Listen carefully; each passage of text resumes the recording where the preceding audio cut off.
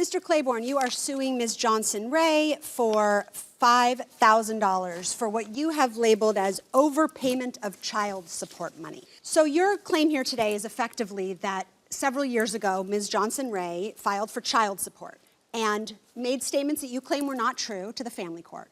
But critically, she was able to obtain a child support order in the state of New York without having had you properly served. She went on to collect the child support money, and it was not until much later that you were eventually able to go back to the court and explain that you had not been properly served, at which point the court vacated its prior order for child support, having found that you had not been properly served.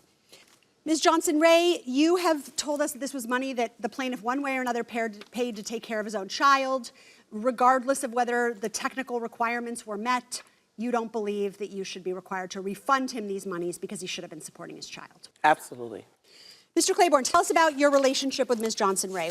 Well, Your Honor, I don't know the exact date That's fine. when we got together because it was real funny. We moved real quick, to be honest.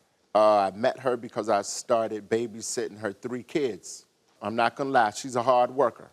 She was working 2 jobs sometime, 8, 16 hours sometimes. So that's where I came into play. I didn't charge her anything, but to make a long story short, we got real cool because we was always around each other. And then a baby came, not even, I don't think, 2 years before we got together. Well, the baby doesn't just come, but... Well, you know what I mean. Yes, you had a child together. That's correct. Yes, all right. 2017. All right, so Ms. Johnson-Ray, you already had 3 children. Yes, that is correct. We met roughly about, I'm going to say the year of 2000. And I was just recently divorced, but I didn't want to, we had met, but I didn't want to make anything official. So we just became friends. And he agreed to help me out on the weekend to watch my other 3 children. So that way, because they already have seen him around the house. So he was not a stranger. So I felt comfortable and he agreed to help me. Okay. So you ultimately had a daughter who's now 8 together, yes. Correct? Okay. And who did the daughter, were you 2 in a relationship when she was born? Yes, we were in a relationship when she was born in 2017, but we broke up roughly right after that because of some things that he told me about his history, his past history. Okay. I didn't want to expose his business. But my previous job, I worked as a deportation officer for the federal government, and you're not supposed to have someone, you're supposed to be honest on your application if somebody's in the household around you when you have your firearms and stuff like that. He withheld that information, so that way I decided to go stray. Okay. All right, so when you 2 separated, who did your daughter live with? She was lived with me since birth. All right, so Mr. Claiborne, your daughter was living with Ms. Johnson-Ray. Were you actively involved in her life? Well, Your Honor, we was living together. We stayed together until she was maybe 4. Okay.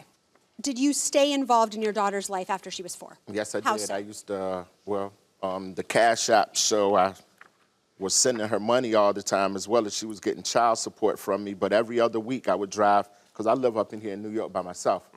I would drive to Pennsylvania 3.5 hours every other week to go pick her up, bring her back to New York. Then on Sunday, I'd take her back to her mother's house. Okay. All right, I'm going to pass this to Judge Menser. Okay, Mr. Claiborne, you were paying child support payments every week, every month? How often? They were taking my child support every week, but I was just sending her money on my own when she would call or text and ask for something. How much per week? $295, $92. Okay, the situation that caused you to have primary custody was you, ma'am, got arrested. Yes. Why don't you tell us about that? Okay, so as I was saying before, I was a deportation officer at the federal government in Pennsylvania. I came into a flight through LaGuardia Airport. I locked my car in a secure parking lot. I got pulled over. The officer said that I failed to signal. When he said for license and registrations, I had my license right there by my firearm. So he said, what is that? I said, this is my duty weapon as well as my personal weapon. He said, I see you have a license in Pennsylvania. Do you have a permit for New York? I said, no, I thought my permit covered all the states. Ma'am, that involved an argument that you had with a lady, right? At the scene of yes. Okay, so the woman accused you of threatening her with a gun. Yeah, but which was not true. You'd have left that part out when you went through this. No, with because us about I was licensed in another state and I didn't have my license. The reason why it was left out because it was... Can I ask you a question? Yeah, go ahead, finish. I don't want to belabor this, but it was the reason why you served 2 years. It's not simply because you had a gun that was licensed in another state that you happened to have accidentally brought up here. It was for the stuff that you left out when you were telling us about it.